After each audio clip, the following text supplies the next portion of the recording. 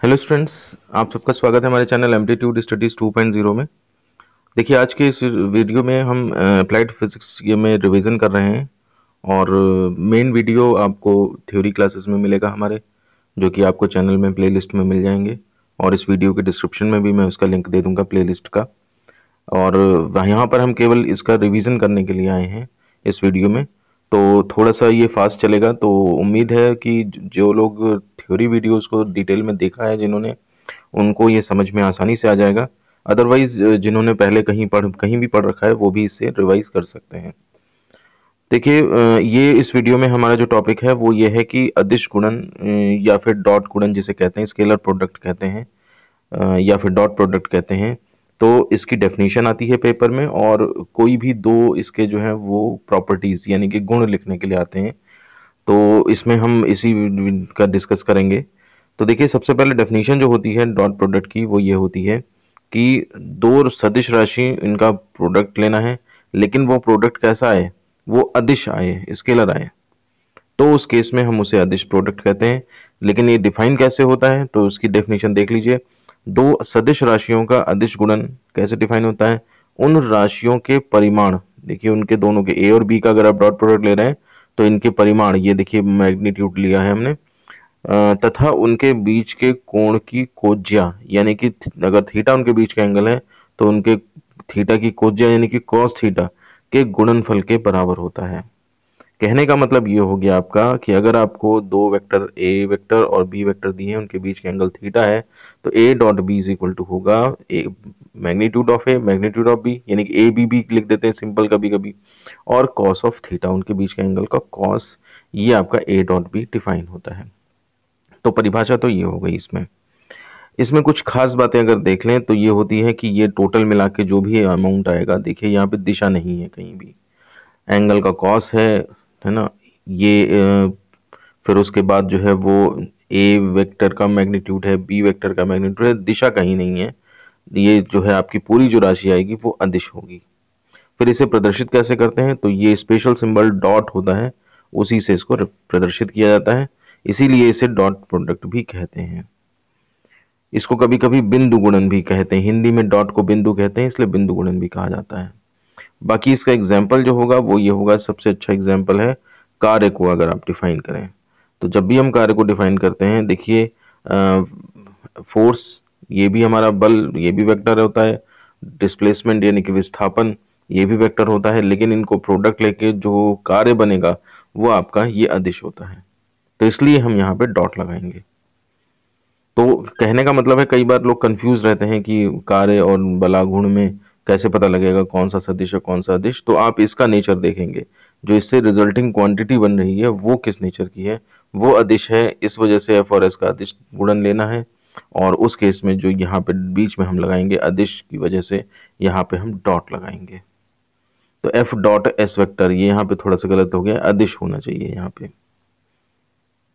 अच्छा, ये इसका मतलब ये है कि एफ और एस कॉमा लगाइए यहाँ पे, एफ और एस दोनों सदिश हैं, और तब जाकर के उससे जो वर्क बना वो हमारा अदिश बना है। फिर इसके बाद इसकी दूसरी डेफिनेशन है, लेकिन वो उसके फॉर्म में दी जाती है कि आपका जो किसी दूसरे वेक्टर का जो प्रोजेक्शन है, जिसमें घटक जो है उसकी फॉर्म में दी जाती है, लेकिन ये डेफिनेशन न्यूमेरिकल्स के लिए कहीं कहीं पे यूज होती है। तो इससे अभी रिवीजन वीडियो में हम इसके ऊपर ज़्यादा ध्यान नहीं दे रहे हैं, आप इसको डिटेल थ्योरी वीडियो को रेफर कर लीजिएगा, वहाँ पे आपको पता लग जाएगा। अब बात आती है कि अदिश गुणन की प्रॉपर्टीज क्या होती हैं, गुण क्या होते हैं। तो देखिए, कोई भी दो पूछे जा सकते हैं, लेकिन ऐसा है कि कोई भी दो पूछे जाएंगे तो इसका मतलब ये नहीं है कि हम केवल दो ही पढ़ लें, क्योंकि बाकी जो है वो आपके इधर उधर काम आएंगे, डिफरेंट डिफरेंट डेरिवेशंस में काम आएंगे, या फिर उनके उनसे रिलेटेड क्वेश्चंस बन सकते हैं। तो इसलिए पढ़ने सारे हैं, लेकिन आप दो अलग से प्रिपेयर करके जाइए कि अगर पूछा जाए कि दो इनकी प्रॉपर्टीज लिखें, तो वो अलग से भी आप एकदम से लिख सकें। अब उसमें यही है कि छोटी छोटी तैयार कर लेंगे। तो सबसे पहला होता है क्रम विधि में नियम का पालन करते हैं, यानी कि A dot B is equal to B dot A, तो आप ए डॉट बी निकालिए, बी डॉट ए निकालिए, ठीक है ना, ए बी बी ए इनको उलट पलट के लिख सकते हैं तो बात वही आ जाएगी। इसका मतलब A dot B is equal to B dot A है, इसका मतलब क्रम विधि में नियम फॉलो हो रहा है। उसके बाद वितरण के नियम का पालन करते हैं, यानी कि ए डॉट बी प्लस सी है तो ए का बी से भी डॉट हो जाएगा और ए का सी से भी डॉट हो जाएगा। इसका जो है वो डेरिवेशन जो है वो थोड़ा कॉम्प्लिकेटेड है, जिसमें आपको दूसरी डेफिनेशन जो अभी ऊपर पड़ी थी उसका यूज होता है। तो ये मैंने थ्योरी वीडियो में दिखाया है, आप वहां से कर लें। अदरवाइज अगर पेपर में आएगा तो आपको जो है वो ये वाला पॉइंट मत लिखिएगा, क्योंकि इसका ड्यूरेशन लंबा है। इससे छोटे छोटे जो प्रूफ है वो हमारे पास आगे आएंगे। पेपर में आपको जो दो लिखने के लिए सजेस्ट करूंगा मैं, वो ये वाले हैं कि अगर कहते हैं कि अदिश गुणन क्या है और दो गुण लिखिए, तो आप ये वाला लिखिए, दो समांतर वेक्टरों का अदिश गुणन। समांतर वेक्टर मतलब एक वेक्टर ये है तो दूसरा वेक्टर ये हो गया पैरेलल, यानी कि थीटा कितना हो गया इनके बीच में, 0 हो गया। तो थीटा 0 हो गया तो ए डॉट बी जब निकालेंगे तो कॉस थीटा में थीटा की जगह 0 रख दो, यानी कि वो ए बी ही आ जाएगा। तो ये प्रॉपर्टी है, इसका लैंग्वेज भी इसमें लिखी जाती है कि दो समांतर वेक्टरों का डॉट गुणन जो होता है वो उन्हीं के मैग्नीट्यूड्स के गुणन के बराबर होता है। ये प्रॉपर्टी होती है स्टेटमेंट उसका, और प्रूफ उसका ये हो गया।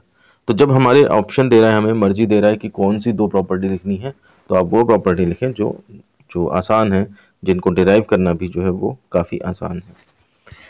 फिर उसके बाद ये स्वयं गुणन, स्वतः गुणन, इसको भी आप कर सकते हैं किसी वेक्टर का स्वयं से अदिश गुणन।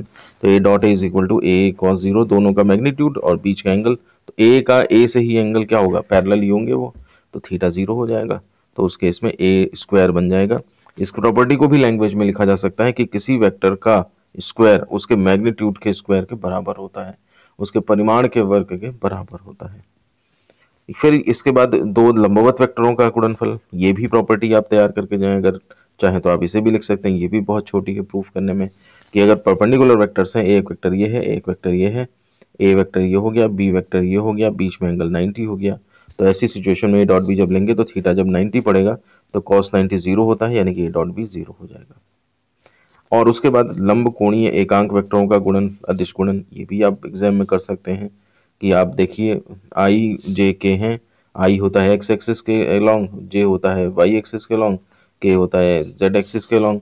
तो आई का आई से जब डॉट प्रोडक्ट लेंगे तो स्वयं का स्वयं से लेंगे तो थीटा 0 पड़ जाएगा, तो उस केस में 1 आ जाएगा। तो जब सेम सेम का आपस में लिया जाता है डॉट गुणन, डॉट प्रोडक्ट, तो 1 आता है। लेकिन जब डिफरेंट डिफरेंट लेंगे तो हमें मालूम है ये दोनों आपस में 90, सब आपस में 90 डिग्री पे होते हैं, तो उस केस में भी प्रॉपर्टी हमने पढ़ी थी कि डॉट प्रोडक्ट 0 हो जाएगा।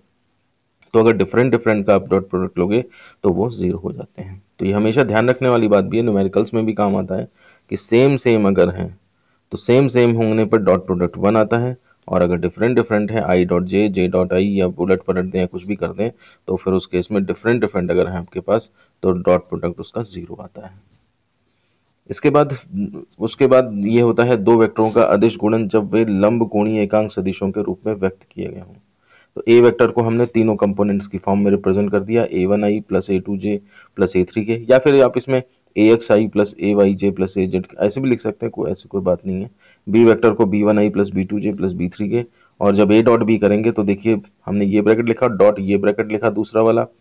अब इसमें क्या करेंगे आप, सबसे पहले यहाँ पर सॉल्व करने का तरीका क्या है, तीन टर्म यहाँ पे है, तीन टर्म यहाँ पे, आप सीधे मल्टीप्लाई कर दो, आपके पास 9 टर्म ये सारे बन जाएंगे। अब इसमें देखिए हमने अभी ऊपर पढ़ा था, जहां सेम सेम है वहां तो 1 पड़ेगा, और जहां पे डिफरेंट डिफरेंट है आई जे, वहां पे 0 पड़ेगा। तो इस हिसाब से आप देखोगे तो एक टर्म तो ये बचेगी आपकी 1, एक टर्म ये 1 के लिए बचेगी, और एक टर्म ये वाली जो है वो 1 के हिसाब से बचेगी। बाकी सारी जो है टर्म 0 हो जाएंगी, और आप देखेंगे आपका आंसर भी अब जो है वो आ जाएगा। वो ये होगा जाकर के कि A dot B is equal to a1 b1 plus a2 b2 plus a3 b3। यानी कि शॉर्ट में इसको आप कैसे मेमोराइज करेंगे कि जब भी हमें ए और बी का डॉट प्रोडक्ट लेना होता है तो सीधे आई का कोफिशिएंट का गुणन प्लस जे के कोफिशिएंट्स का गुणन प्लस के कोफिशिएंट्स का गुणन, ये इस तरह से ये हमारे पास आंसर आ जाता है। ये चीज़ हमने डिटेल्ड थ्योरी वीडियोस में जो है वो समझा रखी है।